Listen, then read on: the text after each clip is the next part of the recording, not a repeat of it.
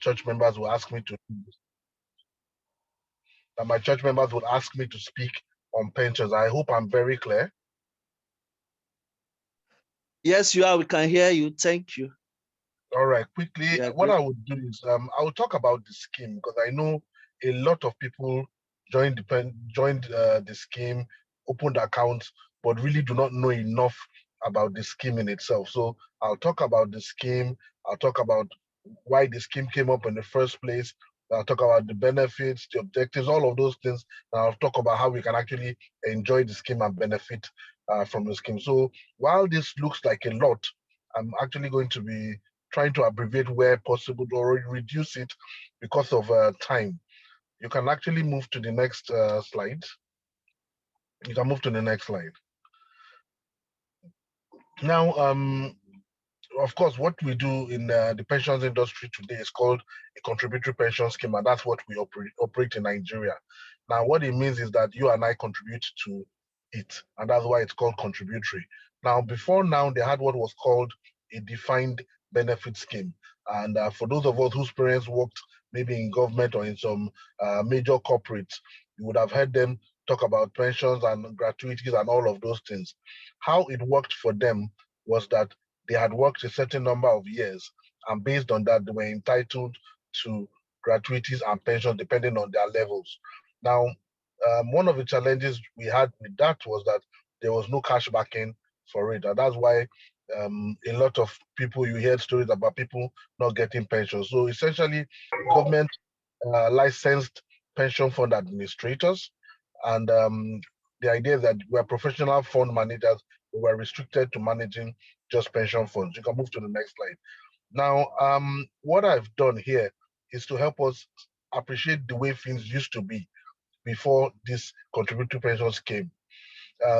My father was a retiree before he died, and I remember when he became a retiree that the first few months there was no money coming in for him because he worked with the federal government. Now, this is exactly what people were afraid of. That, I mean, you didn't know what was next for you. Your standard of living may drop. People that used to welcome you before, all of a sudden, you're no longer welcome, and that was what people were no longer. People were not looking forward to pensions, and I'm sure most of us, when we think about pensions, what comes to our mind is old people and the likes. But really, that's really not what it's about. So we can move on. Now, quickly, this is just to show you exactly what was happening in Nigeria. So it's not like what I'm saying is far-fetched. This was exactly what was happening to people who retired under that scheme. Now, today we hear that it is even difficult for government to even pay workers their own salary. Now, imagine that they are paying those who have now left work. It's even more difficult for them. Like I said, there was really no money for it. It wasn't because they didn't want to do it. Now, what they also meant was that we're talking about only government workers and the big few corporates. What about the rest of the Nigerian populace and Nigerian workforce? Is it that there was no plan for them? And really, there really wasn't any plan for them. So we can move forward quickly. Um, so we just start to come into this scheme. You can move forward. Now, I quickly put this because, like I said, a lot of us look at pensions as something very far. But it's important we start to look at it today. So for those of us who, I believe most of us here are career people, but we may have one or two businessmen who may have joined us. Um, for those who don't have a retirement savings account, I think it's important you quickly get one, because the truth is we will not work forever. And the earlier you start, the earlier you are able to build your nest egg. And for the business people, we have what is called micro pensions, which is why I put that there. So we can move forward. So what are really the objectives of this scheme? As much as we want, a lot of us, if I asked for a poll now to ask how many people have money in a savings account, chances are would only have 5% of the people here. And it is international statistics that most people don't save by themselves. So this scheme was essentially to make sure that people were able to save some money. We have one uniform set of rules for pensions in Nigeria, the same regulator. The idea is that when you retire, you're able to get paid when you find, and essentially make it be that the lifestyle of people was a lot better than it used to be. You can move on. So I put a few terms for us here so that when I'm talking about them, we understand what I'm talking about. So I work with the pension fund administrator, and we're called PFAs. So it's companies like ours that invest and manage your funds. Now, these funds themselves don't come directly to us.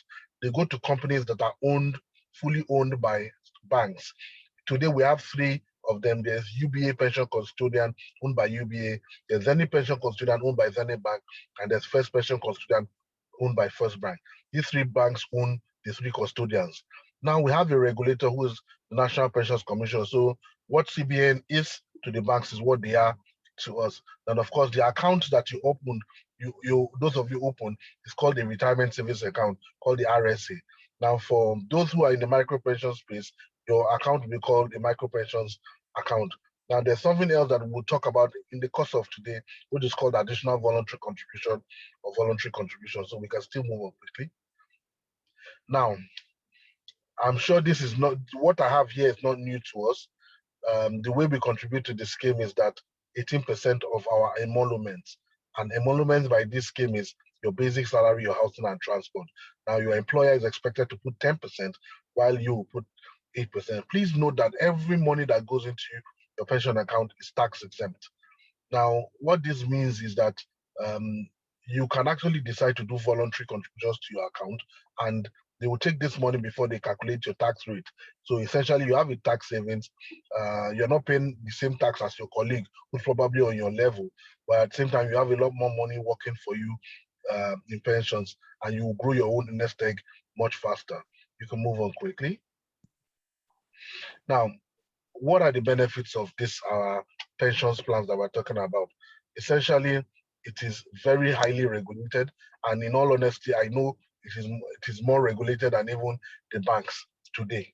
Now, the returns that we give to you are better than most of us can do in maybe the money market, the capital market. I remember there was a year a lot of people were saying, "Oh, if they allowed me to manage my funds, I would invest in treasury bills. No problem. After 1 year, what do you do?"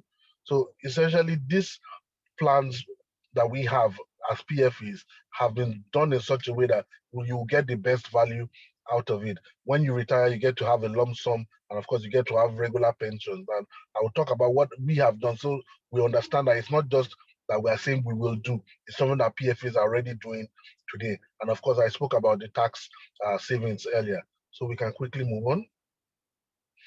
Now, um, these are essentially benefits of retirement planning. For those who, I mean, the idea is that if you do not plan, you have failed. If you don't plan, you have actually failed in life. So the idea is you can enjoy your life, maintain a healthy lifestyle, live better. You have improved healthcare. There's a lot that in our own parents, their own time, having children was a form of retirement planning. Now, we know that today, even the children, based on Nigeria economy, it's not easy for us to even live the way we would like, not to talk of even imagine taking care of parents. It's a lot of work. So that plan that they had is no longer working. So it's best we do that for ourselves. Now we can move on quickly so we can start getting into some meat. Now, after all said and done, PFAs will invest your money, they will grow your money. For those of you who have pension accounts, if you go and look at what you have there, you'll see that the PFAs have added value. So look at your contributions, there's a growth on it. And if you've had a pension account close to 6 to 10 years, chances are more than half of the money that is in that account is returns. That's how well the PFAs have been able to grow your money. Essentially, it's just a function of compound interest by just compounding this money for you. Now, when you go full cycle and you now start to want to access, these are the different ways you can access your funds. Now, when you get to retire, when you finally get to that point of retirement, you can go by what is called a program withdrawal or an annuity. Those two options are what is open. Program withdrawal is what the PFA will give to you. Annuity is what an insurance company will give to you. Now, there are some people who maybe joined the scheme a little late and they were not able to grow their funds up to a sizable amount. For such people, we actually pay them off once and we call it M block. Now, for one reason or the other, some other people may have health challenges, there may be accidents, there may be disability of mind also. So such people, we treat them as retirees and we start to pay them.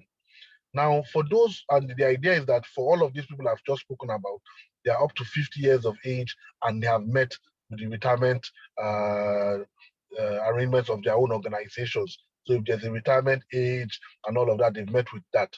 Now, for those who are not up to 50, and for one reason or the other, they have to leave their current employment. If they're out of work for 4 months, they actually can have access to 25% of what they have in their account. And we call that a temporary access. So those ones, they're not up to 50, but they are not working. And after 4 months, they're not able to get another job. They actually have a right to go meet their PFA and get 25% of what they have. Now, the additional voluntary contributions, because they are voluntary, there's an arrangement for you to be able to get part of it as an individual. So for whatever you have saved for 2 years, you can actually get 50% of it.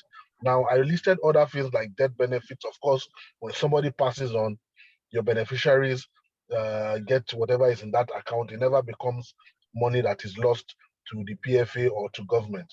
Legacy funds are for those who had monies under the old scheme, maybe their employers before the gratuity scheme or anything. NSITF, the same thing. We make payments to some states who had contributed and are now having to collect some funds back. We can move on because this is just basic things. Now, when we get to that point of retirement, what the PFA would do is ensure that you bring in your documentation. Which the next slide will show the documentation. Now, when you bring that documentation in, we just take it for you, check it, make sure the different departments in the office, all of these don't take more than 72 hours. The idea is that the control departments look at everything and of course will send it to our regulators. The regulators make sure that everything that we have done has been done in line with their guidelines that they have given to us, and they give us an approval to pay you.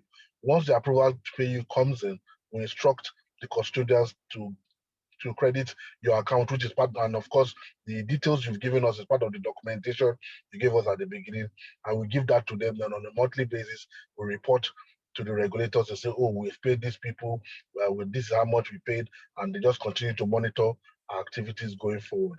Now, the next slide shows the general requirements you need to have when you're actually accessing your funds. And this is when you say, oh, you're a retiree or whatever the case may be.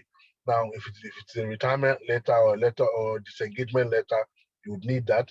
You need a valid means of identification, your bank statement. The idea about the bank statement is just so that they are sure of the details of the account they're paying the money into. Your proof of age, because that's important in calculating how much you get on a monthly basis. Of course, your passport photographs, which will tally with what at least will show that it's the same person that we have on our records.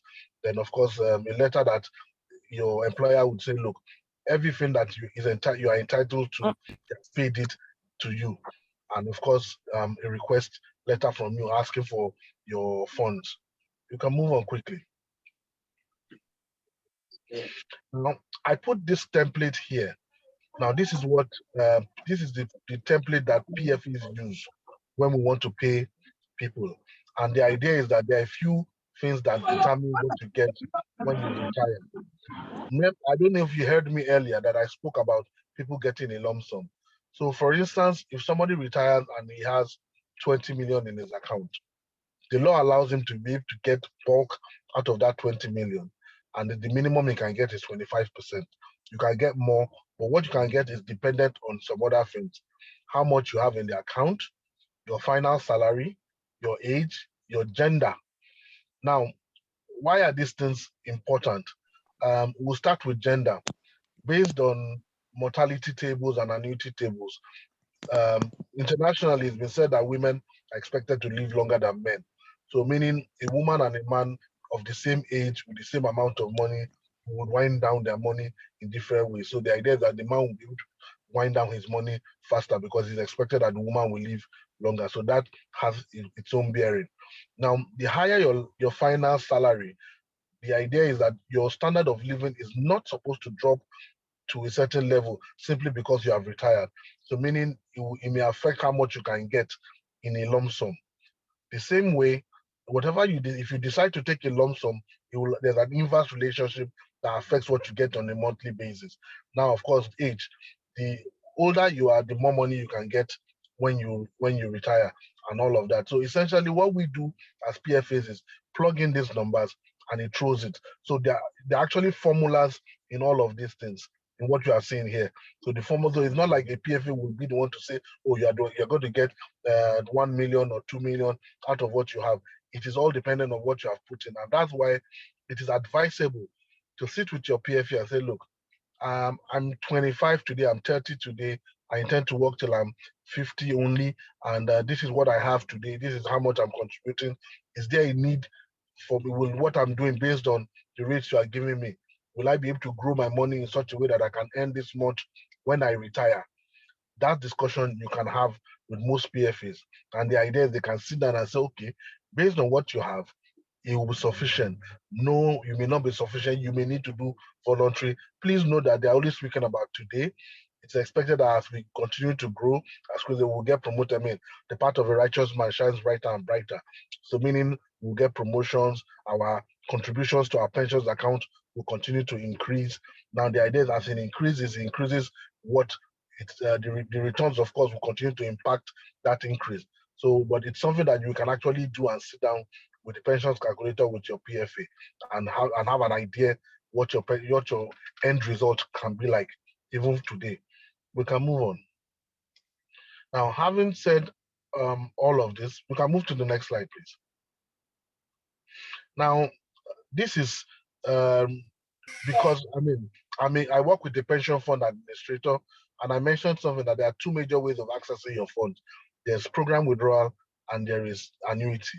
So I'm just going to be talking about program withdrawal because that's really what we offer as PFAs. The insurance companies offer the annuity options. You can just quickly move through this slide quickly. Now, the idea is that there's money in your account, we continue to pay you. Now, because of the 2014, now even when your money is exhausted, we actually have to continue to pay you. At any point in time, if you pass on to go and be with the Lord, whatever is left in your account, we pay to your beneficiaries. Please remember that I said the monies are never with the PFAs, they're with custodians. And of course, we continue to get statements. You can move on quickly. Let's see what we're about to do. We see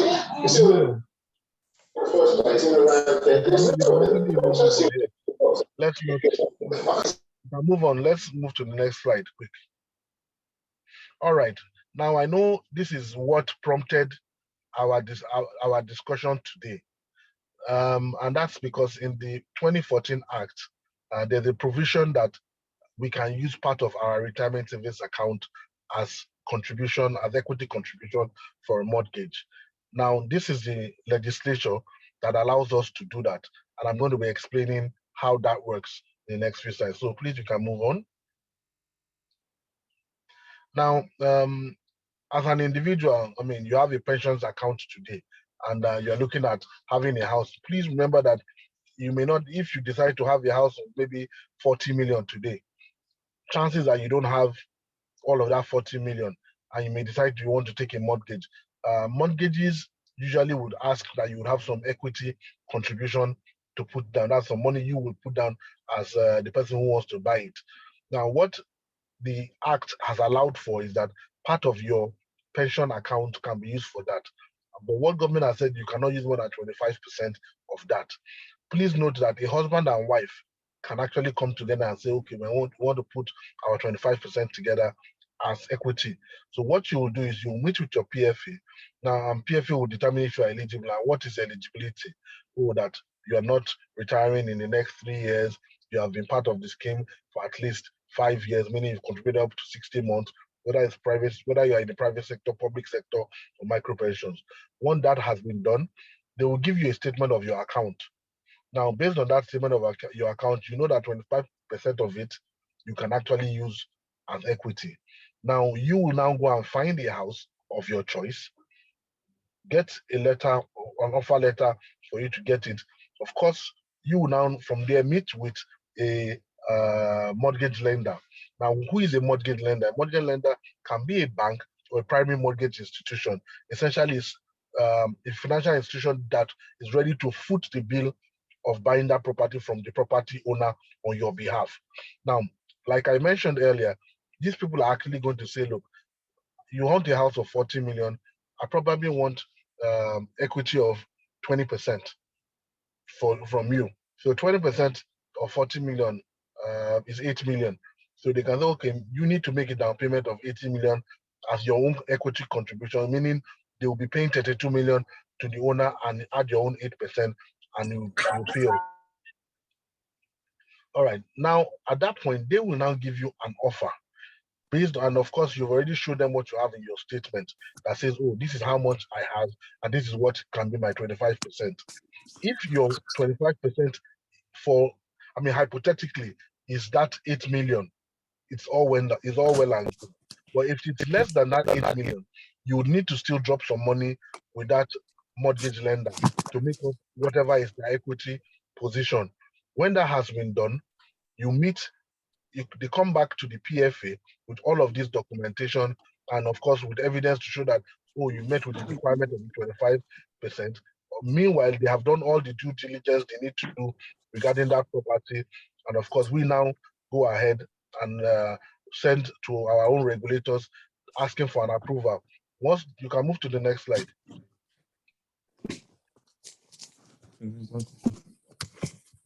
So once the approval has been reached, has been received from our own regulators, we finalize everything with the mortgage lender and pay to them.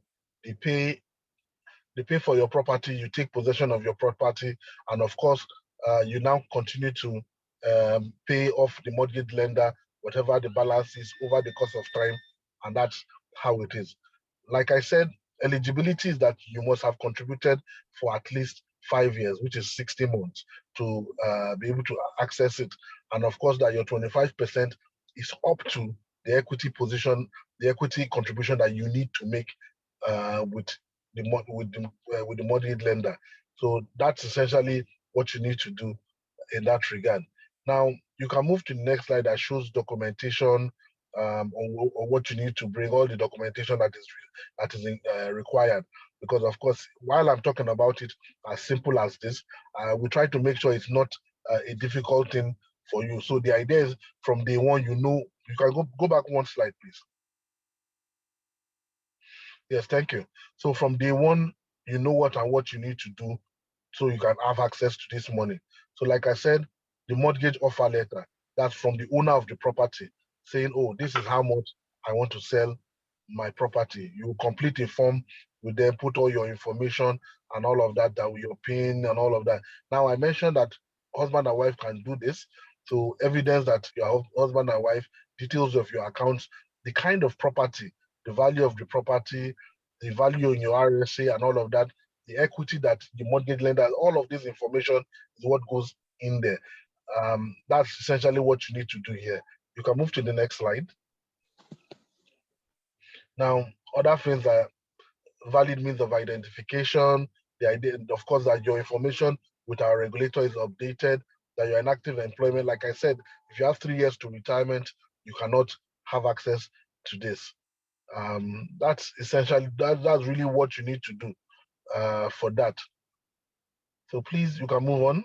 Now, for the mortgage lender, there are some things they need to also give the PFA. It is similar to what you have provided, but it's just essential that we are making sure that all they need to do to make sure that the property is being, what's the word to use? The documents of the property are in order.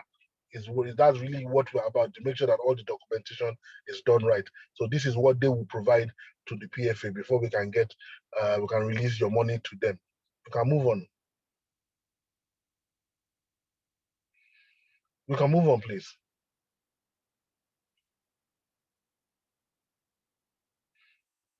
All right. Yeah, you can move on. You can move on. The rest is just documentation. The good thing is that we have the slide so we can always look at it. You can move on. Yes. So like I said, okay, my slide has been removed. All right, just go back one slide. Let me be sure that we're through with her. Yes. So like I said, all of these are the things they need to provide. Even the property in question, they have to have an independent value and value it so that we are sure that, nobody is trying to rip you off in any way and that you're actually paying the proper amount for the property. So we can move on. So essentially, these are the benefits. Now, please remember that what we have is a retirement savings account, meaning the account is meant for us to use when we can no longer work. But we also have noted in Nigeria that one of the biggest challenges people have in retirement is that they do not have their own homes. Is why the 2014 Act provided that we could allow people to have access to 25%. So what I've been able to do is I've talked about this scheme in itself, how it works, how you can access your benefits, and how you can take advantage of mortgage also. Now, I can speak of this because, like I said, I work with Pensions Alliance Limited. It's a PFA. We're one of the first PFAs in Nigeria. We're owned by two other organizations. So that's really a summary of who we are. We're owned by FSDH Group and the African Alliance Insurance Group. And we're one of the, like I said, we're one of the first PFAs in Nigeria. We can move to the last slide. And these are just part of what we've been able to achieve in the past 16 years or so of the industry. I've been part of this industry for 17 years. Since they started having PFAs, I've been part of the industry. And I've worked with PFAs all of this time. And that's essentially why I can speak to you in this regard, so I can be seen as an authority when it comes to pensions. Thank you very much. And I'll take questions from here. Thank you very much, sir. We appreciate the insights you've given us today. The depth is so much. So we have a few questions in the chat box. So powerful questions. So let me start with one is who are these accredited mortgage lenders? It's a double barrel question. There are two questions in one. And are there a special group of institutions, or can my current bank cover the mortgage? Well, first of all, anybody who's a mortgage lender in Nigeria must be licensed by CBN as a financial institution. So banks, not every bank, but most banks can make it to that list. The ones that have mortgage, they can actually provide that. But beyond that, you actually have some specialized mortgage lenders like the Federal Mortgage Bank and some other mortgage banks. They're not very popular in Nigeria, but they are available. So you have those ones, and you have the banks, the regular banks, the ones that provide mortgage can do that for you. But they must be licensed, first of all, by CBN and approved by the PFAs. It's not a difficult thing. Okay, thank you. What if, another question, what if my 25% is more than the typically 20% equity contribution required by mortgage lenders? Will PENCOM still approve the 25%, or will they reduce the loan amount? Well, that depends on you. The idea is that we cannot release more than 25%. Now, please note that not every developer or property owner, or sorry, no.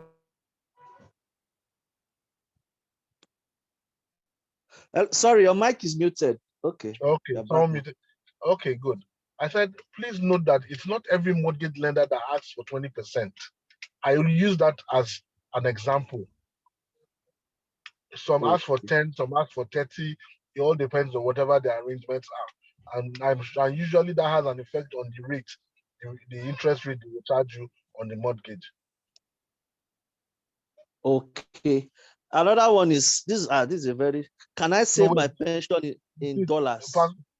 Pastor Jethro has asked, he said he didn't hear about the mortgage lenders. I said, the banks we have today, any one of them that is providing mortgage can actually be a mortgage lender.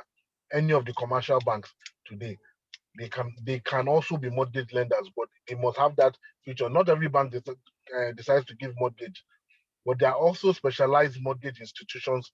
Like I know of Federal Mortgage Bank. I know we used to have United Mortgage and all of that. So there's a few specialized ones, but most commercial banks can do that. You were asking now. Okay. Can I save my pension in dollars? No, sir. We're in Nigeria, we deal with Naira. So even if you want to do that, the money will be converted to Naira and invested in Naira here. That is for somebody who is even outside the country. Okay, so how do I ensure the money value of my RSA will be maintained in 25 years' time when I retire? Please ask the question again. It was the question. This is the second part of the question. He said, Okay. if no, I can't save the dollars, then how do I ensure that the money value, that's to prevent it from inflation, the effects Okay. of inflation? How do I ensure, Okay. how do I prevent it from inflation, or being Now, affected by inflation? in the first place, as PFA, the returns that we give to you are better than what other people get outside Nigeria. But beyond that, part of the investments we make, because of these foreign currency fluctuations and devaluations and all of that, part of the investments we make are foreign denominated uh, investments, the likes of euro bonds and the likes. So we can do that, but your money can only be invested in you can do it in naira. We are the ones that will buy those euro bonds from here. Okay, thank you. This question is not in the chat box, but I think I need to ask this for just to have a more inclusive question chat. So how do people that maybe work for unstructured companies, but they want to have pensions, how do they go about it? Because I know some people might be here and they don't even have this knowledge because maybe they're working for one-man businesses, but they are interested in this scheme. How do they go about it? Okay, for them, what we call them is micro pensions. That's for entrepreneurs, people who are from, of course, professionals, lawyers, and the likes.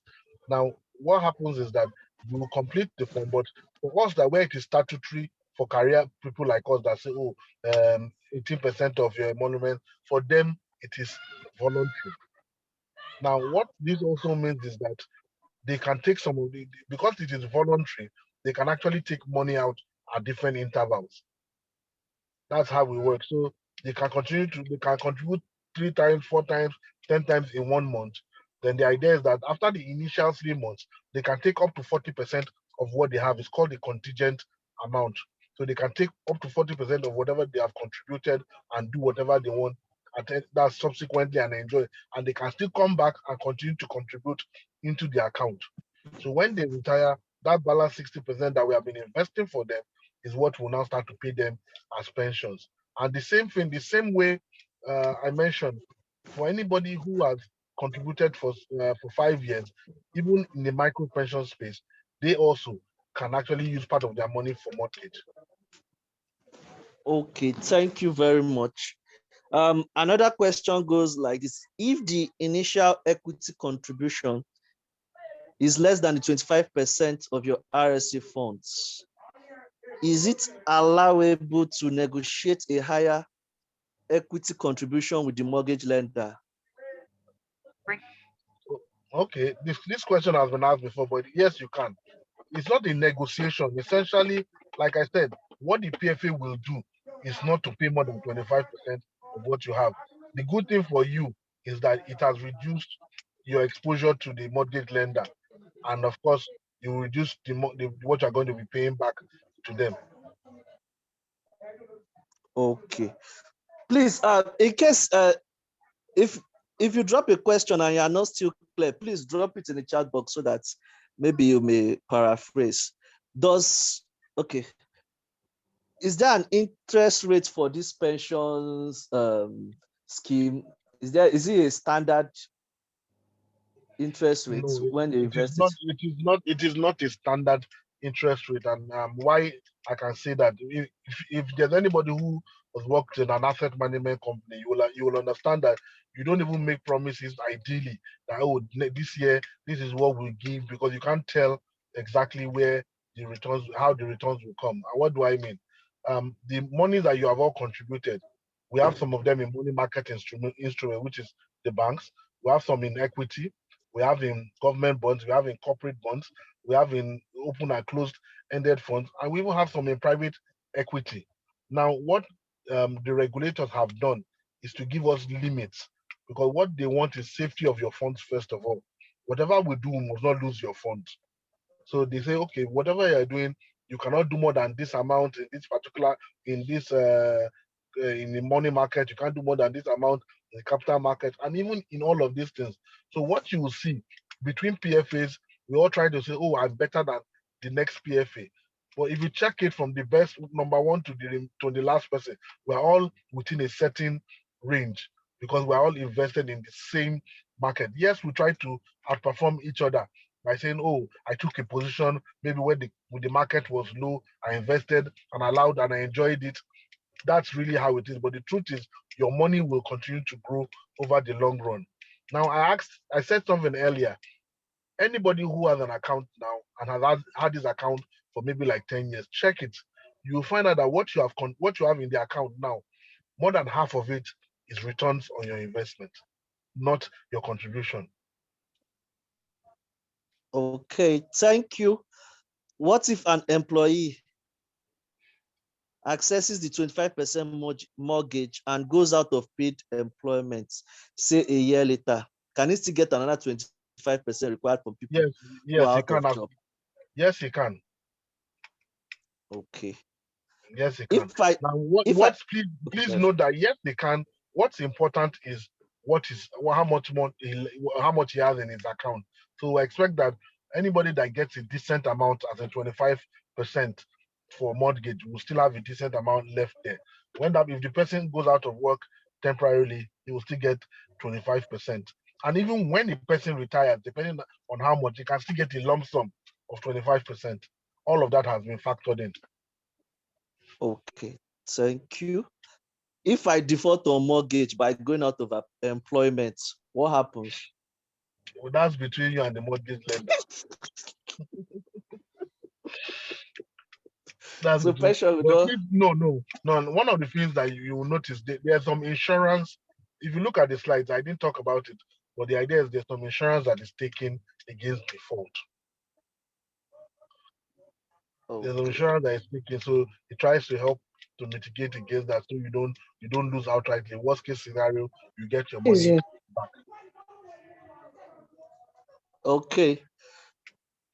Another question is, can someone that has accessed 25% after loss of employment also access the 25% mortgage? Yes, no, but for you to okay, you mean okay after you've taken 25% now, then later it Yes, gets more. Yes, you can. Yes, you you can. can. Yes. So, okay, this question is not very direct, but what's your best advice for us as those running RSC? Okay. At the end of the day, a lot of decisions are personal and individual to all of us here because we have different things we're looking at. Say as our faces are many, our needs are also very different. Now, if you ask me, the idea about this retirement savings account, like I said, is a plan to make sure we have a decent retirement. Now, if your money is decent enough, chances are you're already making arrangements for a house. If you already have a house, you don't need to be touching the money for money. That's my own candid advice. If you already have a house or something, you don't need to be looking at it, particularly for mortgage. Instead, I would say do voluntary contributions because it's like rocket fuel. Voluntary contributions can change the dynamics of your account and build a proper nest egg for yourself that you will be able to retire well. How many houses are you really going to live in at the end of the day? There's some vanity to all of that. So, like I said, you asked my personal opinion, and professionally, the more money you leave in your account, the more money you'll enjoy in retirement. The more money you leave in your quotable quote, the more money you leave in your account, the more money you enjoy retirement. Okay. Another question is,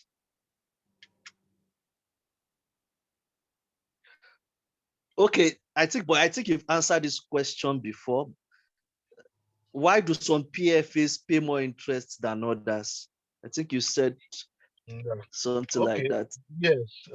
Please note that there's no one PFA that will tell you that they've been number one from day one. So you can be number one this year, does not mean you'll be number one next year, because the people, I mean, everybody is the same environment we're all investing in. So we need to be mindful. But if you must even choose or look at the PFA on the strength of that, look at consistency. What have they done in the last 5 years? How well are they doing? So don't look at just 1 year, because 1 year is too narrow to determine performance of a PFA. Pensions is a marathon, it's not a sprint. And we need to be mindful that we don't get bamboozled by PFAs talking about 1 year performance. Thank you. Another question goes thus. Yes, we will have the presentation slides after this meeting.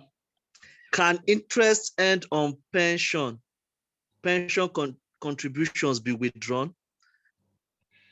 No, when you say withdrawn, I would say no, because what we are doing is we are compounding this money.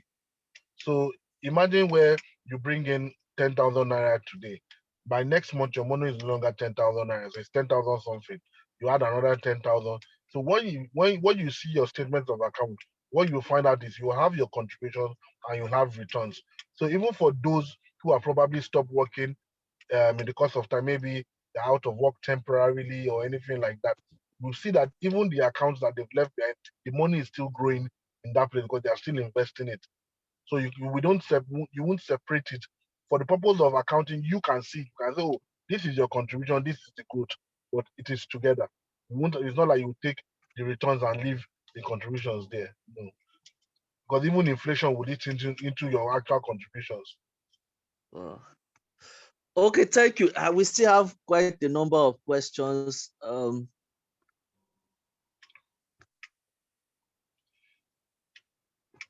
Okay, this one is, if the initial equity contribution is less than the 25% of your RSA funds, is it?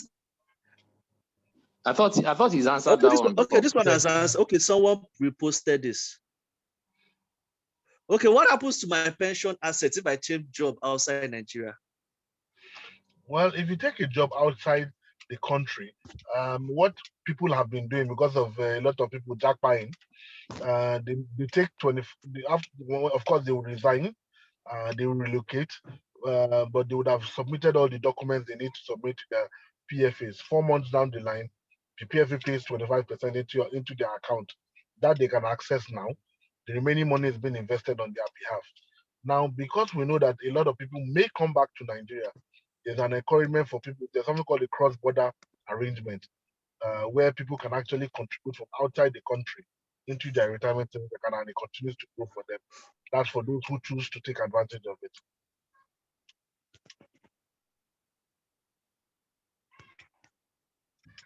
Okay.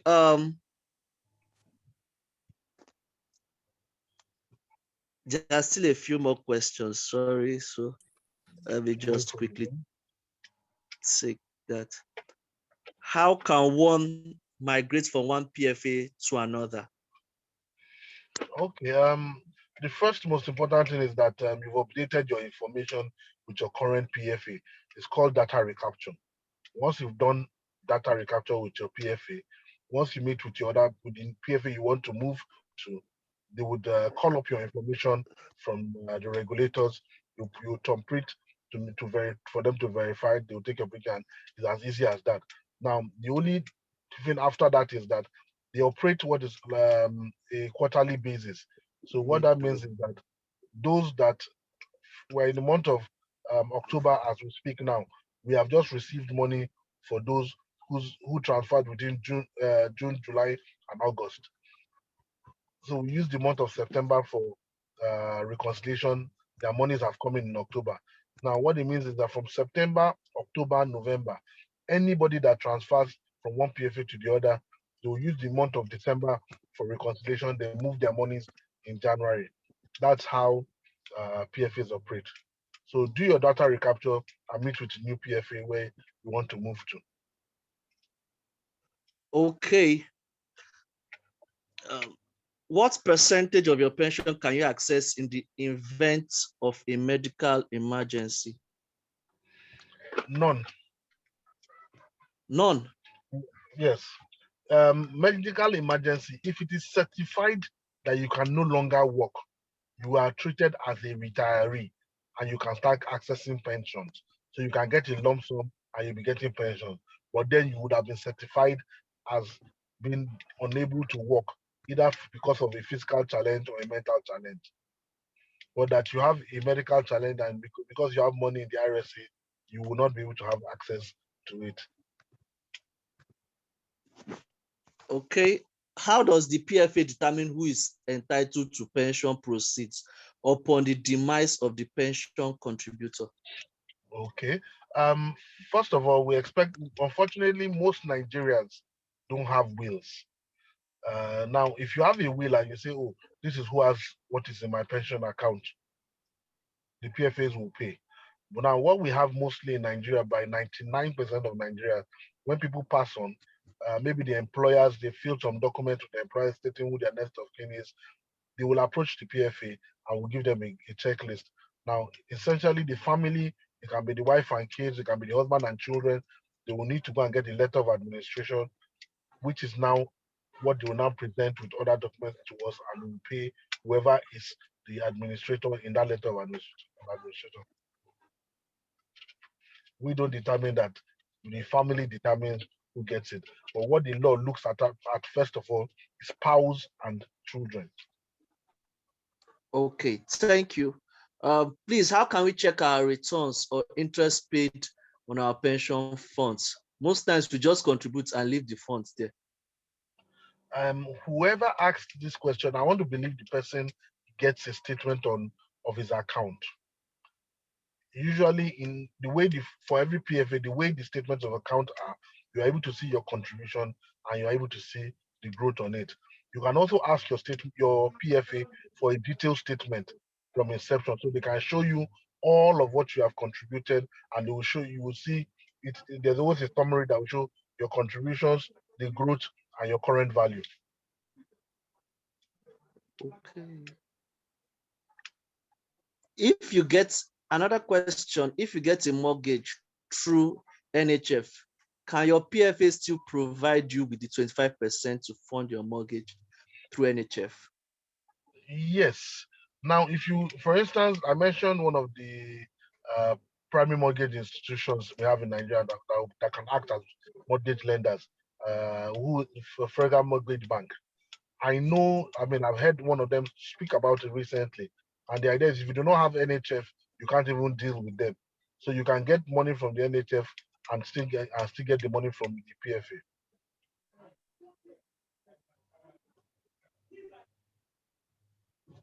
Okay, what's the guarantee that our pension will not be tampered by the time we retire? A lot of us would rather get it and invest ourselves. Okay, I will start with the last comment before I answer the question. How much do you have in your savings today that you could have done by yourself?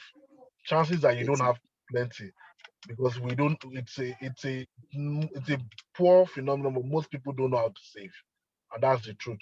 And that's part of why the scheme came up. But beyond that, from the very beginning of the industry, a system of checks and balances was created, and that's why you have three principal players. You have the PFAs, you have the custodians, and you have PENCOM. Now, what it means is that as PFAs, our own work is the management of the funds and the investment. Please note that your money does not go to the PFA at any point in time. The custodians are the ones that receive this money, and I mentioned the three custodians we have. Now, what the PFA does is invest. So even the custodians, what is with them is maybe the documentation of the investment. So if a custodian goes down today, all the PFA needs to do is choose a new custodian. So all the documentation for the shares, for the bonds, for the money, all they need to do is move it to the new custodian. The same way, if a PFA has a problem today, all they need to do is choose. I mean, whoever is buying up that PFA, the money is not in the PFA in the first place, so there's no issue. So that Nigerian factor that people worry about has been removed. I'm sure we all heard about when they say, "Oh, government, National Assembly, and government were looking at how they could take from the pension funds and all of that." That hasn't happened because the money is not there. Even though in reality, a lot of the funds have been invested in government bonds because they're the surest investment anywhere in the world. So the truth is, your money cannot get missing. It has not happened in this scheme, and because, like I said, that checks and balance, they created it from the very beginning. Okay, thank you. Before I take, this is my own question. So what is the risk? Can you like rate the risk of this pension scheme in terms of the investment and all? Because at the end of the day, investment is still a risk. There's still an element of risk in an investment. And we've always been hearing stories about workers, they've retired and they did not get their pension, even though we heard is the public sector, is mainly public sector. So what went wrong? What, and how are we sure that that same thing that happened in the public sector won't happen in the private sector? Okay. First of all, when I started out, I mentioned that the old scheme was such that it did not have a cash backing. So it simply meant that government or employers would promise that, oh, when you've worked a certain number of years and you're on a certain level, you would have this much money as gratuity and you collect pensions on a monthly basis. It was called the defined benefit scheme. Now we are contributing. So really the money is there in the first place. So the money is already invested. So it's not a case of you retire, they're saying they're going to go and look for money to pay you. Now we know government, and yes, unfortunately, it was government that was the biggest employer as at that time, and also the people that were paying pensions. Not every company was paying pension, and that's why it happened like that. Today, we have moved from that scheme, but most state governments are still operating under the old scheme. Lagos State and Lagos, Edo State, Delta, they're among the few states who are really working under this contributory pension, that they are state government workers. But private sector in Nigeria, that's the organized private sector, federal government, FCT, they are all part of this scheme. Now, when it comes to risk, today there are some opportunities out there. When MTN, for instance, came up with their shares, if you had good money and you invested in it, today your money would have actually grown by now. The same thing happens to many other investments. When the same way it has grown, you could also lose money. So the risk as a PFA is that you may not make as much money as some other investments out there. But I mentioned something. What the regulators are interested in is safety of your funds first, then fair returns. So they're not going to compromise the safety of your funds simply and now allow us to take some kind of risk. That's why I stated also that PFAs are professional fund managers, but they have been restricted to managing just pension fund. So you could have called us one fund manager. There's so much we can do, but there's so much we're not allowed to do by regulation. So your money is safe, but there are some places where you can actually get it more. But you see, the same way you can get it in that place, the same way you can lose it in that place. So of course, inflation will come. There are some years you would have performed inflation, some years you don't have performed inflation. But the idea is, over the long run, we expect that we'll continue to do better than that than inflation. I don't know if I was able to satisfy your question. Oh, it was beautifully satisfied. You did justice to it. Thank you very much. Controls. So what's the update on the proposed increase in 25% accessible fund at retirement? Now, what people can get at retirement is not stated as 25. It's stated at minimum of 25%. Now, there are people like when I showed that template, I tried to explain the relationships between all of these things. Now, if for instance I've been doing voluntary contributions, by the time I retire, I would expect that my money will be decent. Now, if my salary is high, the understanding behind the scheme is that I should be able to get up to, at worst case scenario, half of my last salary as pensions every month. Worst case scenario. So on the strength of that, on the strength of that, I can get whatever I want in long term. So in practice, there are some people that get as much as 50% of what they have as lump sum, depending on what they have in their account.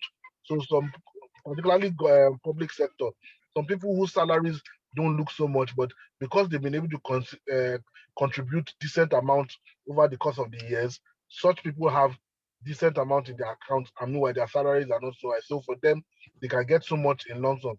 there's a relationship between lump sum and what you get on a monthly basis. The same way there's a relationship between your final salary and what you get on a monthly basis. Now, the PFAs have tried to fight people going and asking for more than that, because in the first place, if there was no retirement savings account, you won't even have that money kept for you. Now, for the person who is asking for that, what was his other plan in the first place? So we don't want the purpose of the scheme to be defeated, and you collect all of what you have, and we are back to square one where people are suffering because they don't have money to live in their old age. Because the scheme is really about people having money to live comfortably in their old age. So if you give the person 70% and 5% of what he has in the RSA, chances are the balance is not going to make meaningful pensions for him on a monthly basis. So it destroys and defies the whole purpose of the scheme, and that's why it's not encouraged. But of course, like I said, the more money you have in your account, the more money you can enjoy in your pensions. So that's why I've been talking. I've mentioned it a few times. Voluntary contributions is the way to go. So I would advise we talk to our employers, talk to our PFAs, and take advantage of it. Thank you very much.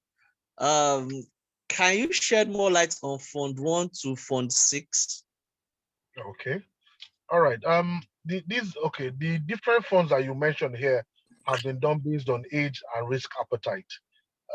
The idea is that when we join the scheme, most times people are under 50. So the default fund is Fund 2.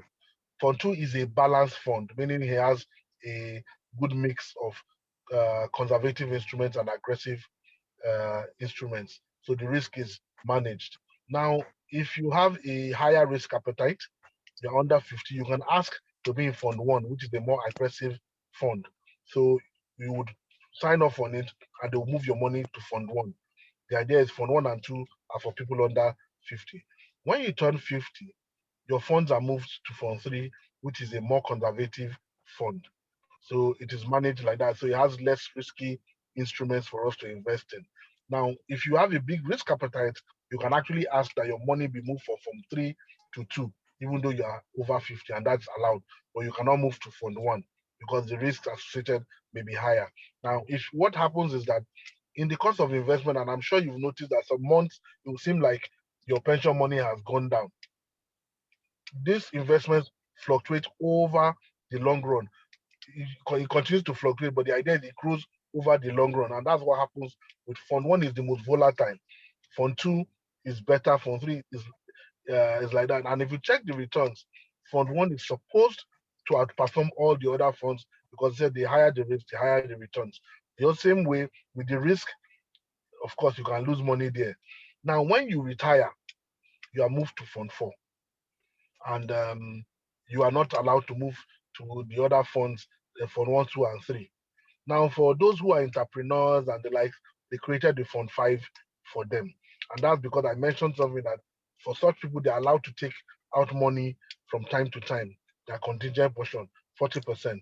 Now, Fund 6 is an ethical fund, and it's built around more like Islamic finance, where you don't invest in tobacco, in breweries, and all of those. So that's where you have like all those sukuk funds and the rest, non-interest bearing investments. That's what the Fund 6 is about. Okay, thank you very much. You've answered this question before. What I once said, federal government borrowed pension. You said it didn't happen. So the last but not the least, okay. If I change from one PFA to another, how does the PFC get involved in this? I mean, if my new PFA uses a PFC that is different from that of my former PFA, how does my fund get transferred to the PFC of my new PFA? All right. In part of my explanation before, we operate a clearing system, and it's being managed by the regulators. So if somebody moves from one PFA and moves to my PFA, for instance, when they finish with the clearing, they just do a plus and minus, and the accounts are moved. Essentially, what they are moving is documents. So if I have net position, meaning net positive position, it means some PFAs will pay money to me, and they will pay directly to my custodian. So it's not something you have to worry about. as an individual. That is the PFA's responsibility, and it's something that is done between the PFAs and the regulator. The regulators have the details of all the pins and the respective PFAs and custodians that manage them. So at that, when they finish all that reconciliation, the monies are moved. Okay, thank you. I think this will be our last question. What's the difference between annuity and PW? I know as a pension expert, you may want to encourage PW, but can you give the comparative advantage of a PW? All right. The PW is what we PFAs give. It's called program withdrawal. Annuity is an insurance company product. Now, the truth is they are both good. So I will not say, oh, one is good and one is bad. They have advantages, they have disadvantages. What annuity tells you is that they are paying an annuity for life. Fortunately, when we started out as a PFA, we'll tell you, oh, we're going to pay you for a minimum period of 18 to 22, 23 years. That's how we started out. But in reality, most people that we have seen, because we are still investing the money even after retirement, where the monies continue to grow. So we have people that have been retired for 10 years, and today they have more money in their account than even 10 years ago after collecting their lump sum. That's because we're investing it better than we're even winding down the money. That's on the one hand. But surprisingly, we still have a few people, we have about 40 of them that are with my PFA today, who have finished their monies and we are still paying them pension. Because what has happened is that in the 2014 law, there's something called a minimum pension guarantee. Now, these are people that have contributed to the scheme at least 10 years. And for that reason, government has said that part of our own profits on a yearly basis we keep in a reserve. And that reserve is a fund that we must continue to fund such people. So for the purpose of longevity, both of them are able to pay for life. Now, in annuity, there's something called a guaranteed period. It is usually 10 years, that's 120 months. Now, what this means is now what this means is that should an annuitant be collecting his annuity on a monthly basis, after 10 years, if that person passes on, there's nothing to pass on to the person's beneficiary. Now, if that person lives to be 100, the insurance company will continue to pay. Now, with the PFA, at any point you go on to be with the Lord, whatever is in your account is paid to your beneficiaries by law. Now, at the onset, usually from experience, I've seen that what people can collect from annuity can be a little more than what you can get in program withdrawal at the initial stage. But there's something called an enhancement that PFAs are able to do. Now, the idea is that every few years, because the money is still growing, we're able to rework and start to pay the pensioner, the retiree, a little more than he was earning before, and we keep increasing that. Essentially, those are really the major differences between annuity and program withdrawal. Then, of course, you can decide, oh, on a monthly with program withdrawal, you can say, oh, I don't want to be paid monthly, I want to be paid quarterly, and you can move from one PFA to another, even as a retiree. If you're not satisfied, you can still move from even PW to annuity. But from annuity, you can't change your insurance company. You cannot move back to a PFA if you are doing annuity. That's not allowed. Okay. Thank you very much. We are done with the Q&A session. Thank you very much to our speaker. Thank you very much, guests, for joining. Please, we really appreciate you gracing us with your presence, your knowledge, and all you have brought today. We are very grateful. Thank you very much, sir. Thank you. Thank you very much. So we'll be moving over to the announcements. And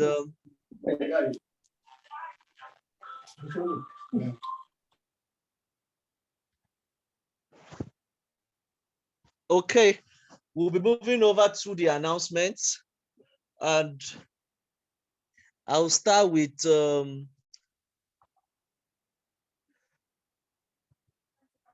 the account number of the fellowship is displayed on the screen.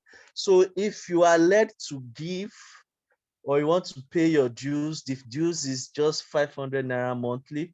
You can pay remit your seeds to this account. For those asking if you can save in dollars, don't worry. Our dollar account is being processed. As you are providing your pension contribution in dollars, you can be remitting it to the fellowship to this community in dollars as well. We welcome you gladly. Also, we have, in case you've not heard this before, we have the interest group, Career Connect interest group. So the interest group is more like a community of professionals in the same field. We have 7 interest groups. We have those in the medical profession. There's law, there's supply chain and operations, finance and sales, and quite a number of them as well. So we have 7 in total. There's the education. We have 7 in total tech.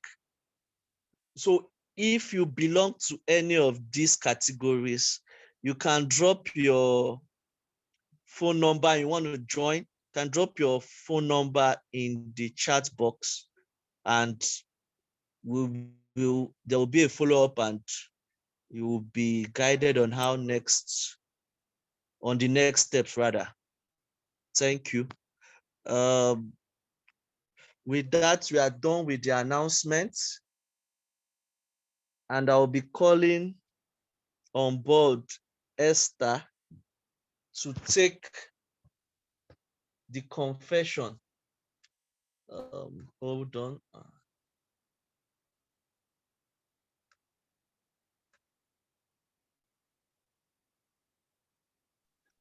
Good evening, everyone. Good evening. Esther, it's now on screen. Please go ahead. Okay, so I'll just be reading a line and then everyone can repeat after me. Okay, please unmute your mics. Kindly unmute your mics. We will need to say this together, please. God is my source. I am blessed in all things. God is my source. I am blessed in all things. My body is blessed. My mind is blessed. The works of my hands are blessed. My body is blessed. My mind is blessed. The work of my hands are blessed. I am empowered to succeed at every task I undertake. I'm empowered to succeed at every task I undertake. And I am never stressed. And I am never stressed. I keep getting better and better every day through the power of the Holy Spirit. I keep getting better every day. Power of the Holy Spirit. The spirit of wisdom rests upon me, so I bring forth innovations that cause increase in my career. The spirit of wisdom rests upon me, so I bring forth innovations that cause increase in my career. My work makes a difference in this world. My work makes a difference in this world. I am a valued employee in my place of work. I'm a valued employee. I am skillful. I am skillful, Talented, and always well compensated for my work. and always well compensated for my work. My employers notice and appreciate my skills and abilities. My employers notice and appreciate my skills and abilities. Because God's favor is upon me. Because God's favor is upon me. My employers notice and appreciate my skills and abilities because God's favor is upon me. God's grace simplifies my efforts. God's grace simplifies my So maybe effort. she might be fast. In my God's career grace and simplifies amplifies my results. my results. In my career and amplifies my results. Everything I touch in my career turns to gold. Everything I touch in my career turns to gold. My career offers me infinite opportunities for success. My career offers me infinite opportunities for success. God daily leads me into opportunities for career advancement. God daily leads me into opportunities for career advancement. My exceptional work attracts men to Christ Jesus. My exceptional work attracts men to Christ Jesus. I win 100% of the time in my career, regardless of the challenges I face. I win 100% of the time in my career, regardless of the challenges I face. God works with me in my career, and His glory is seen upon the works of my hands. God works with me in my career, and His glory is seen Seen upon upon the the works world. of my hands. Amen. Thank you, everyone. Amen. Thank you, Esther. Thank you, everyone, for joining. This meeting is hereby adjourned. The video will be uploaded on our YouTube channel. Do have a blessed and enjoyable rest of the holidays. Goodbye. Okay, I saw the message you dropped in the chat box. Andrew Falui, okay, to be sent to you.